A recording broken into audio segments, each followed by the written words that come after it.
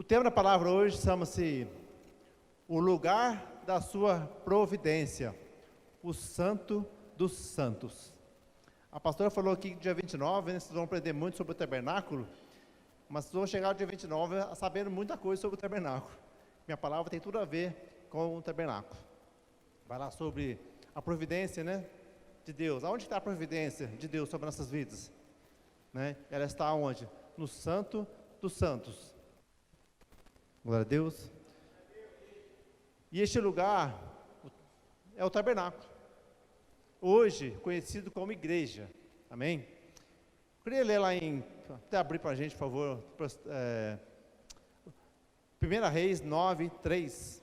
1 Reis, capítulo 9, versículo 3. Se tiver com a sua Bíblia aí, abre. Se puder colocar na tela, por favor, está aqui. Você acompanhar aqui na tela, está assim. E o Senhor lhe disse: ouvi a tua oração e a tua súplica que fizestes perante mim. Santifiquei a casa que edificastes, a fim de pôr ali o meu nome para sempre. Os meus olhos e o meu coração estão ali todos os dias. Se andares perante mim, como mandou Davi, teu pai, com integridade de coração e com sinceridade, para fazer segundo tudo que te mandei, e guardares os meus estatutos e os meus juízos. Amém? Chega até aí, pode parar por aí. Amém? Então essa palavra, né, falando da missão de Salomão, de construir o tabernáculo, construir a casa de Deus. E ali fala assim, que a palavra, né, na Bíblia fala o significado de olhos. O que é o significado de olhos? Significa fonte de mananciais e providências. Então, os nossos olhos é aquilo que nós vemos e desejamos. E nós, no nosso desejo, nós precisamos como tricotomia, nós somos o corpo, alma e espírito, como uma alma que nós somos uma alma, certo? Que temos um corpo, e também temos um espírito que Deus nos enviou, e estamos no meio com a alma, nós estamos aqui, né, como alma, e nós lidamos com o corpo como um contato, nós sentimos o corpo, a carne, e ela deseja, e nossos olhos veem, e nós temos que lutar, nós como cristãos, né, obediente à palavra de Deus, há uma luta no nosso interior, em olhar e identificar o que é bom e o que é ruim, e buscar o que é bom, né, e deixar o que é ruim. E o Espírito que Deus nos enviou, Ele enviou para quê? Para nós termos contato com Deus. O Espírito é o que nos fala, né, diretamente de Deus, e a carne, infelizmente, ela é ligada, infelizmente, ao mal, ao espírito maligno, porque nossos desejos carnais, ele deseja o quê? Deseja aquilo que é pecado. Pecado, saboroso, gostoso, a carne deseja. E nós temos que ver com os olhos de Deus. E Deus, Ele tem providências, mananciais, fontes de águas para nós. E nós temos que buscar aquilo que Deus tem para nós, aquilo que Deus enxerga para nós, aquilo que Ele vê. Através de quê? Através do nosso espírito, que comunica com o Espírito de Deus. Amém? Lá em Deuteronômio, Deus disse que nossos olhos, os seus olhos estariam sobre a terra prometida e depois sobre o templo. Então os olhos de Deus estavam ligados naquele momento, né, conduzindo aquele povo que estava no deserto para a terra prometida. E o povo tinha que concentrar, nós queremos ir para a terra de Canaã, é lá que está a promessa daquele povo. E chegando lá, Deus tinha o quê? Os olhos estavam voltados para o templo. Já existia o tabernáculo naquela época, né? Naquele deserto, Deus já providenciou o tabernáculo, que era montado, né? De acordo com que eles iam acampando, o tabernáculo era desmontado e montado, desmontado e montado. Até que Davi se incomodou muito, de ele estar vivendo num palácio, e a casa de Deus vivendo sobre um tabernáculo de pano, de lona, né? Aí ele quis construir, só que Deus falou assim: não, você não vai construir um templo para mim, quem vai construir vai ser seu filho. porque você derramou muito sangue, muita guerra. E Deus preparou Salomão para que fizesse isso. Então, os olhos de Deus voltou para o templo, que ali é onde Deus preparou para que ali viesse o povo vir ter um contato com Ele. Só que não como hoje, né? Hoje nós temos um contato direto com Deus. Mas, uma pergunta, quem aqui já leu a Bíblia inteira? Inteirinha. Tem alguém? Poucas pessoas leu a Bíblia inteira. Então eu vou tentar explicar o máximo possível dessa palavra, para você vir a entender o que eu estou falando. Porque é uma palavra um pouco complicada de entender. E ali no templo, né, existia no tabernáculo, existia 3 compartimentos, que era o átrio, o santo lugar e o santo dos santos. O que seria o átrio? O átrio é o lugar onde o povo alcançava a misericórdia, o amor e o perdão. Então é um lugar onde o povo tinha acesso, todos, inclusive, aquilo ali não era só para os judeus, porque se você for ler a palavra, você vê que existia muitos outros povos que vinham visitar. Você vê no tempo de Jesus mesmo, aquele eunuco, onde, se não me engano, foi Filipe que pregou para ele, que batizou ele estava lendo, foi visitar o templo, ele era de outra nação, e ele foi lá visitar o templo, foi lá adorar o Deus de Israel. Então muitos povos de outros lugares, de outras nações, vinham até Jerusalém para adorar o Deus de Israel. Então você vê que Deus tinha um povo separado para ele, que é o povo de Israel, mas ele tinha também profetas em todas as nações, falando, só que existia uma lei para o judeu, né, a lei para o judeu, e com certeza em outros povos, eu não sei como era a lei, né, para eles, né, mas existia uma lei para eles também, talvez é diferente com certeza de judeu, porque o povo judeu era um povo separado, e ali Deus ele fez esse momento dos 3, né, que é o átrio, o santo lugar e o santo dos santos, que o átrio é um lugar onde o povo ia buscar a Deus, ia fazer os seus sacrifícios, ia com oferta. A oferta, a palavra fala assim, que até Deus falou assim, não venha diante de mim com as mãos vazias. Então o povo, eles iam para lá para o templo, com alguma coisa na mão, dependendo das suas rendas. Tem gente que era tão pobre, que ele fazia, ele caçava uma rolinha, ele saía caçando uma rolinha, ao que ele pegava uma rolinha, ele levava a rolinha de oferta, e sacrificava a rolinha lá no templo. E quem podia levar uma ovelha, levava ovelha, quem podia levar um boi, levava um boi, quem podia levar ouro, prata, que tinha, eles levavam, de acordo com as suas rendas, e o povo levava para a casa do Senhor, e ali o povo ia com adoração, adoração de todas as formas, com louvores, súplicas, ofertas, amém? E ali havia o altar de sacrifício, e o lavatório de bronze, então onde o povo sacrificava seus animais, o povo levava uma ovelha, somente o mais sacrificado era a ovelha, onde o povo fazia a expiação do pecado, derramava o sangue da ovelha, ele passava o sangue, ele criava uma ovelhinha, sem defeito, levava ao altar, ali ele orava, transferia o pecado dele para aquela ovelha, e sacrificava aquela ovelha. Por quê? Porque para ter perdão de pecados, precisava ter derramamento de sangue, só que ali não era perdão de pecados, era expiação de pecados, não existia o perdão de pecados. Por quê? Precisava de um sangue poderoso, um sangue perfeito, para que viesse ter o perdão. O que é expiação? Expiação simplesmente é como se fosse ter um pecado, você vai lá e tampa ele com um pano. Você não vê mais o pecado, está tampado com um pano. É isso que acontecia ali. Então o pecado ele não foi perdoado ainda. Então teve um momento que foi perdoado, o momento de Jesus na cruz. Aquele momento sim, aquele ali foi retirado o pano, inclusive foi retirado até o pecado. Aboliu o pecado, naquele momento. Então precisava do sangue perfeito. Então o sangue de bode, sangue de ovelhas, era só expiação de pecados. No átrio, se traziam suas ofertas, oravam e louvavam a Deus. No santo lugar, havia uma mesa de 12 pães. O que seria essa mesa de 12 pães? Os 12 pães simbolizavam as 12 tribos de Israel, que no Novo Testamento simbolizou os 12 apóstolos. E o pão simboliza o quê? No Novo Testamento simboliza Jesus, que Jesus disse, eu sou o pão da vida, eu sou o alimento, e ali simbolizava o pão, o alimento. né? Até mesmo o maná que eles receberam, embora na Arca da Aliança também existia o maná guardado dentro da Arca da Aliança, mas o pão simbolizava o alimento, e Jesus fez o alimento. Então todo o tabernáculo tem um simbolismo muito grande relacionado a Jesus Cristo. Os pães eram da propiciação, que era trocado todo sábado. Então todo sábado os sacerdotes, né, ali tinha acesso somente para os sacerdotes, esse lugar, o lugar santo. E sacerdote que tinha um defeito, ou era leproso, ou faltava um membro do corpo, ou qualquer defeito que ele tivesse, ele não poderia entrar nesse lugar.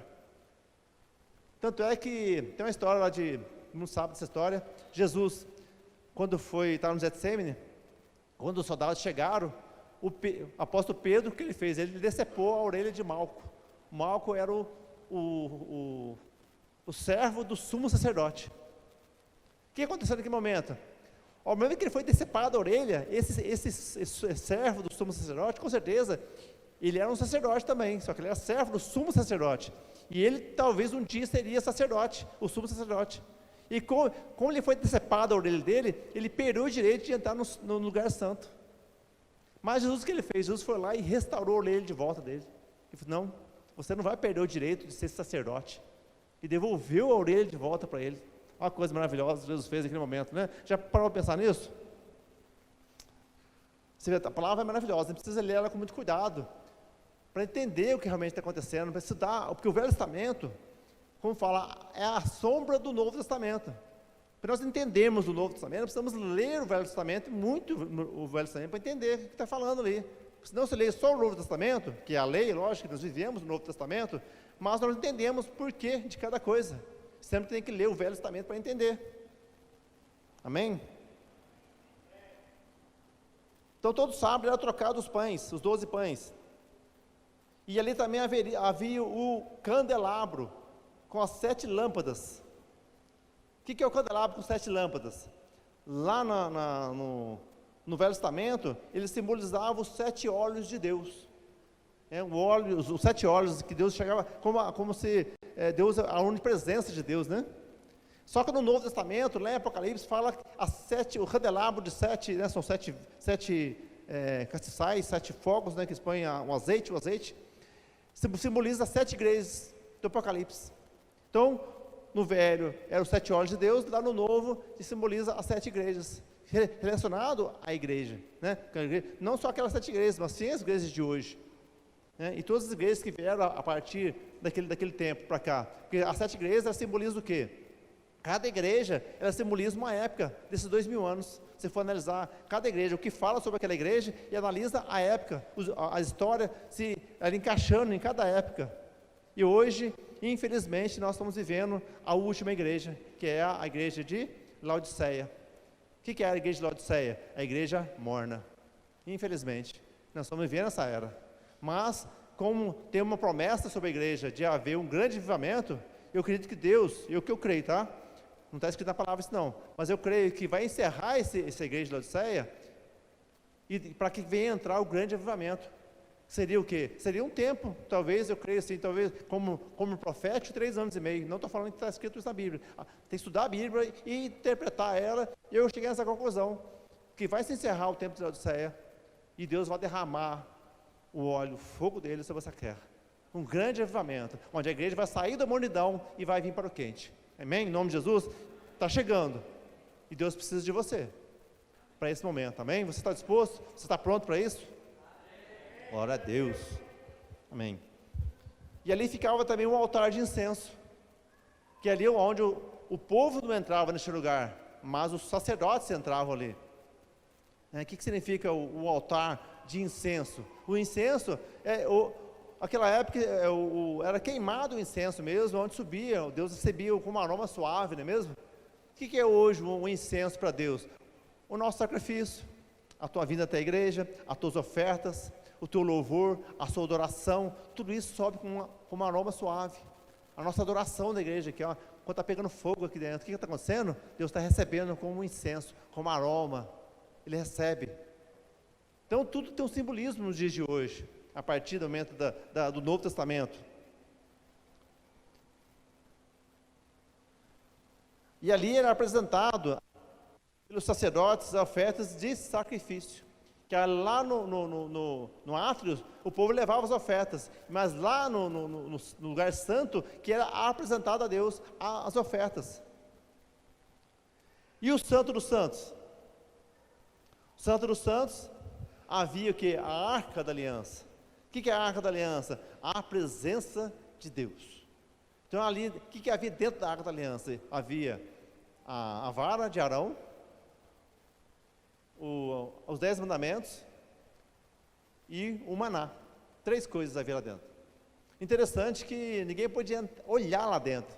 Tem uma história lá na época de Davi, que eles foram buscar a Arca da Aliança, e um pessoal lá resolveu olhar lá dentro da Arca.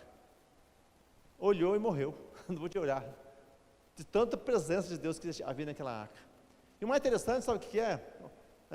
Não está escrito na Bíblia, mas eu sou uma pessoa que quando eu tenho uma dúvida, quando eu tenho uma curiosidade diante de Deus, o que eu faço?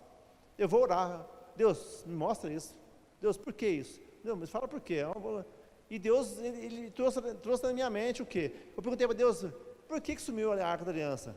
Por que ela não existe mais? Por que ali após a invasão do rei Nabucodonosor, quando ele levou o povo cativo, ou levou o povo de Judá, os levitas, cativeiro para a Babilônia, ali sumiu com a Arca da Aliança. Ali ficou mais de 400 anos, praticamente, mais de 500 anos praticamente, sem a Arca da Aliança. E até hoje não sabe mais dela. Com certeza foi derretida, foi arrancado o ouro, ela foi destruída, essa Arca da Aliança, com certeza. Mas por quê? Aí Deus falou para mim assim, porque Jesus, Deus, o Todo-Poderoso, não podia vir na terra com a presença da Arca da Aliança. Se a Arca da Aliança era a presença de Deus, como é que Deus ia vir com a presença da Arca da Aliança aqui? Então Deus, o que ele fez? Ele tirou a Arca da Aliança daqui, ficou mais de 500 anos sem a Arca da Aliança, aí Deus veio, ele em pessoa, aqui na terra, muito mais que a Arca da Aliança, amém? É isso que Deus falou comigo sobre a Arca da Aliança. Por que não tem mais ela? Glória a Deus por isso, né? Sem a Arca da Aliança, é Deus presente na terra, em nome de Jesus, né? É o próprio Jesus Cristo também. E ali na Arca no Santo dos Santos, tinha uma separação de uma cortina, um véu, né? Chamado de véu, só que era uma cortina muito grossa, e ela tinha 18 metros de altura, por 9 de largura, e ali separava o lugar santo do Santo dos Santos, que é onde ficava a Arca da Aliança. Interessante que os sacerdotes, né, todos os sábados eles entravam lá no lugar santo, lá eles acendiam o incenso, eles trocavam o pão, né, apresentavam as ofertas diante de Deus, só que no Santo do Santo só podia entrar uma pessoa, o sumo sacerdote, o maior de todos, somente existia só um sumo sacerdote, só ele podia entrar lá, e uma vez por ano. Sabe como que ele entrava lá dentro? Para você ter ideia, o sumo sacerdote, para ele entrar nesse lugar, no Santo dos Santos, ele tinha que estar purificado, não só nas vestes, mas também na alma, santo. Ele tinha que se santificar de uma tal forma, que até as vestes dele tinham que estar brancas. É um banho, ele tomava um banho, as roupas, ele por inteiro, e se lavava, né, dos pecados, para poder entrar nesse lugar. E interessante que ele entrava lá dentro, com uma corda amarrada na cintura, e um sino, fazendo barulho. Porque somente ele podia entrar lá dentro. E se ele entra lá dentro, ele está em pecado, ele morria lá dentro. Deus matava ele lá dentro. Aí quando ele caísse no chão, morto, o sino ia fazer um barulho. Ou até mesmo ele não ia responder. O sino não está fazendo barulho. Outra vez você está andando, o sino está fazendo barulho. Ou se ele leva um tombo no chão, o barulho é maior ainda. Então eles devem perceber que algo aconteceu de errado com o sacerdote, com o sumo sacerdote. O que eles iam fazer? Eles iam pegar a corda e puxar ele para fora. Eles não podiam entrar lá dentro. Está entendendo? Está entendendo o que é o Santo dos Santos? E lá, o sumo sacerdote, ele representava o povo perante Deus. Ele era o representante de Deus aos homens e dos homens a Deus. E hoje, quem que é o sumo sacerdote? Você está entendendo? Só tinha podia ter acesso a Deus, o sumo sacerdote, uma vez por ano. Era assim que funcionava naquela época. Olha para você ver, que situação. E ali é onde ele apresentava para Deus a expiação dos pecados do povo, né? E é uma vez por ano, se não me engano, chama Yom Kippur. Esse mesmo, né, pastor Sênio? Yom Kippur. Uma vez por ano, é o nome que era usado, né? E ali o sacerdote levava a expiação do pecado para o povo. E aonde uma vez por ano o sangue do ovelha era aspergido no meio do povo. Era o sangue que lavava, o sangue que purificava, né? Em partes, né? Porque era expiação e não perdão de pecados. E ali, praticamente, o tabernáculo era um ponto de contato que o povo tinha, porque infelizmente o ser humano ele tem uma tendência muito grande de ter ponto de contato. Nós precisamos de ponto de contato? Nós não precisamos de ponto de contato. Mas ali, como Deus viu quanto aquele povo precisava de um ponto de contato, Deus levantou o tabernáculo, todo aquele movimento, o sangue, o sacrifício, tudo isso, para como ponto de contato. Mas hoje o povo precisa de uma figa, precisa do trevinho de 4 folhas, precisa de uma imagem, precisa de alguma coisa para simbolizar algo, ele tem que ver e pôr a mão. Mas isso não é fé. Fé é aquilo que você não vê. Você não apalpa a fé. Você não vê a fé. Você sente. Como você sente a presença de Deus. Amém? Glória a Deus. E neste momento, né? No momento da cruz, o que aconteceu na cruz? Jesus, quando ele né, deu aquele grito, né? Está consumado, e ele expirou, né? Na hora que Jesus foi a óbito lá naquela cruz, houve um grande terremoto na terra, e esse terremoto ele fez o quê? Ele rasgou o véu de cima a baixo, ele partiu o véu ao meio, e ali falando assim, agora todos os povos têm livre acesso a Deus. Amém? Jesus se fez o grande sumo sacerdote, pagando não um preço de sangue de bodes ou de cordeiros, mas sim o sangue precioso do próprio Deus na terra. Amém? Quando eu abrir essa palavra lá em Hebreus 5:3, Hebreus capítulo 5, versículo 3.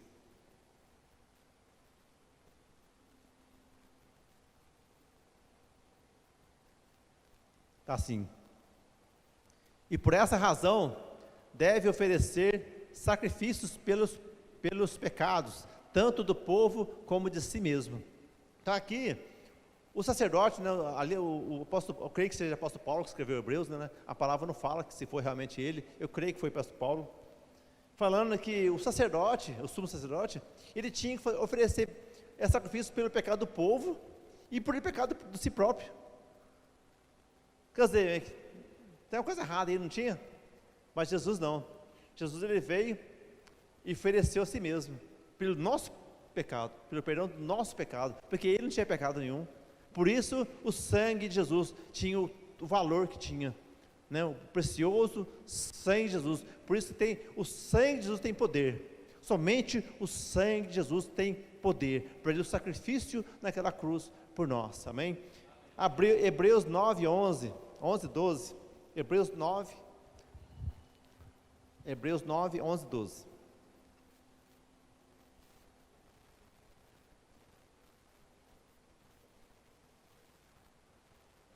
Apresentar Hebreus 9.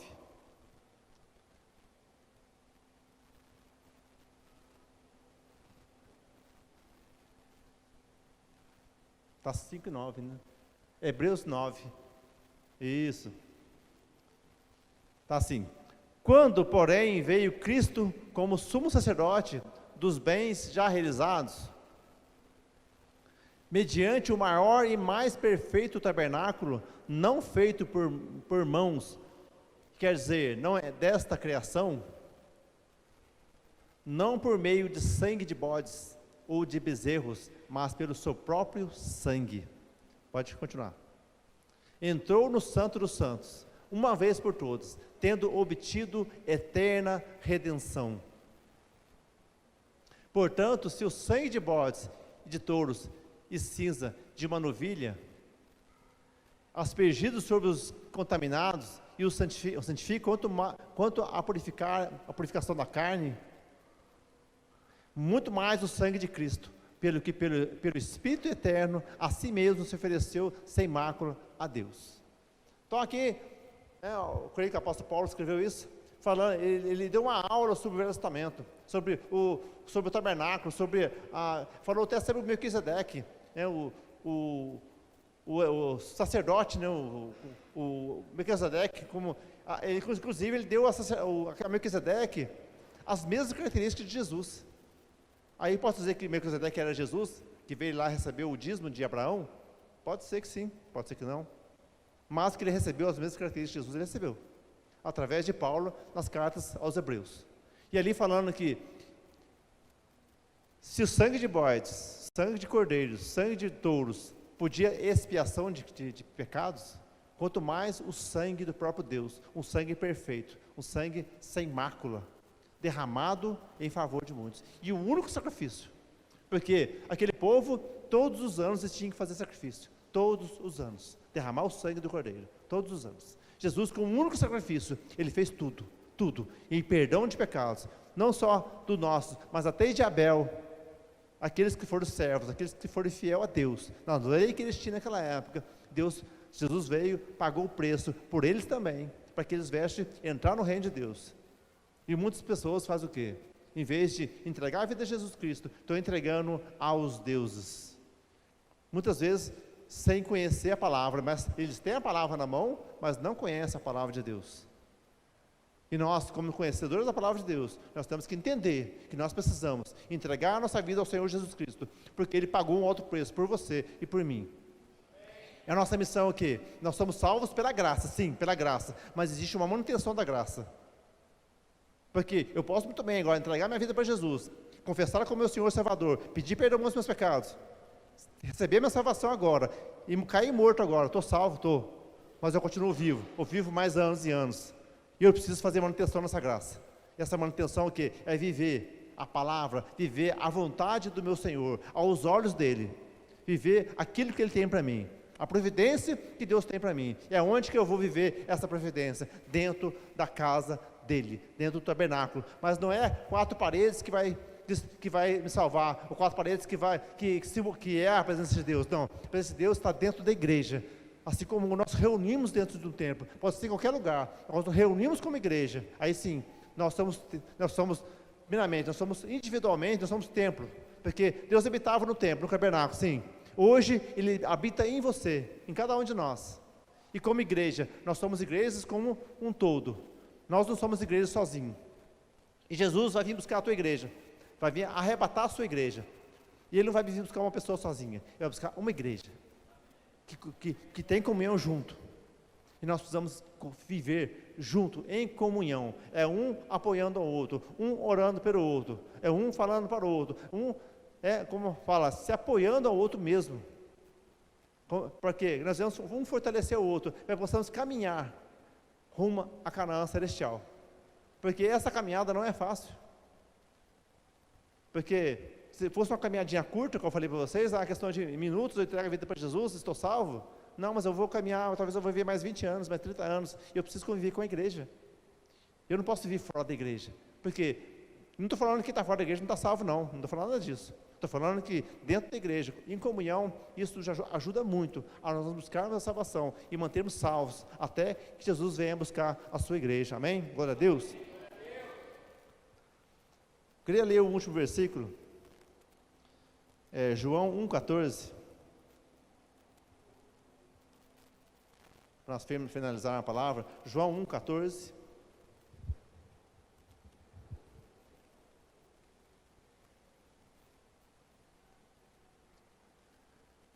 João, capítulo 1, versículo 14. Vou ler aqui, Aquele que é a palavra, tornou-se carne e viveu entre nós. Vimos a sua glória, glória como de um unigênito vindo do Pai, cheio de graça e de verdade. Amém? Está falando aqui o quê? Que Jesus, o Deus Todo-Poderoso, que é a palavra se tornou em carne, se fez carne. Então a palavra, o Velho Testamento, de Gênesis ao livro de Zacarias, que é a palavra, e ela se tornou em carne, O próprio Deus se fez cumprindo toda a Escritura, se fazendo o Novo Testamento, uma nova lei, para que todos os povos seguissem essa mesma lei. Uma lei diferente daquelas do judeu, muito diferente. E nós vivemos o quê? O Novo Testamento, a nova lei, a nova aliança que Jesus fez, para que todos os povos se unissem em uma só crença, que é o Senhor Jesus Cristo, como único Senhor, como único Salvador, como único mediador, como único a ser buscado. Amém?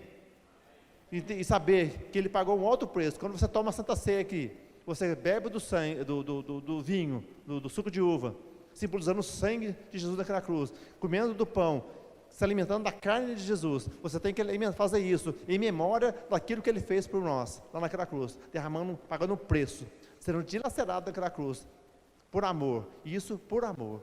Amém? Glória a Deus. Convido a igreja a estar de pé, amém?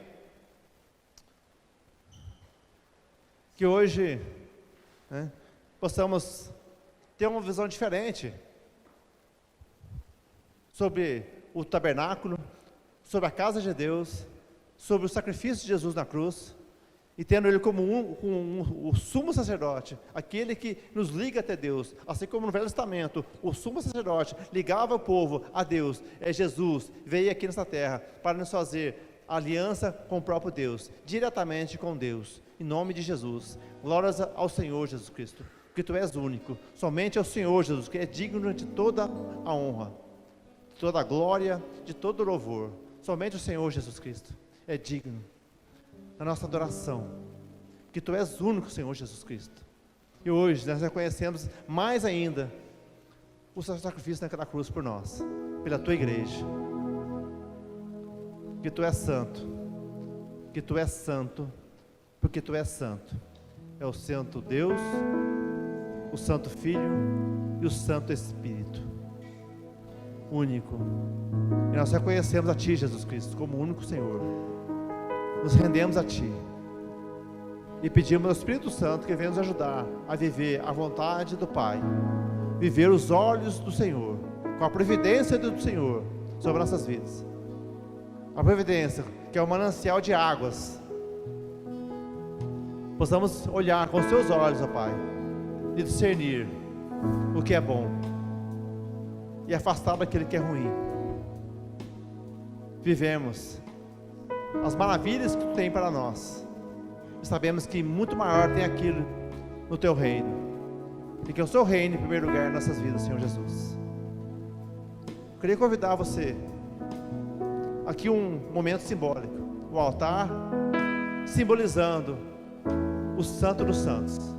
Você tem acesso ao Santo dos Santos. Você não precisa mais do sumo sacerdote do Velho Testamento, não precisa mais. Você tem Jesus, você tem acesso ao Santo dos Santos. Eu te convido a vir até o altar, se prostrar diante do Santo dos Santos, o nosso único Deus, o nosso Senhor Jesus Cristo, aquele que te apresenta diante do Pai, aquele que não só fez expiação dos seus pecados, aquele que perdoou os seus pecados, aquele que pagou o preço, porque nem mais ninguém pagou o preço do sangue por você. Ninguém pagou, ninguém derramou sangue por você, ninguém morreu por você, somente o Senhor Jesus Cristo, somente a Ele. Toda a honra é dele, toda a autoridade foi dada a Ele naquela cruz, toda a glória foi dada ao Senhor Jesus Cristo, todo o poder foi dado ao nome de Jesus. Sem o nome de Jesus não acontece nada. A palavra fala que sem Jesus Cristo nada podemos fazer, nada, somente com Ele, e nós possamos ser santos, e nós somos santos, porque Ele é santo, porque Ele lava as nossas vestes com o sangue dEle, e nós tornamos santos, e estamos diante do Santo dos Santos,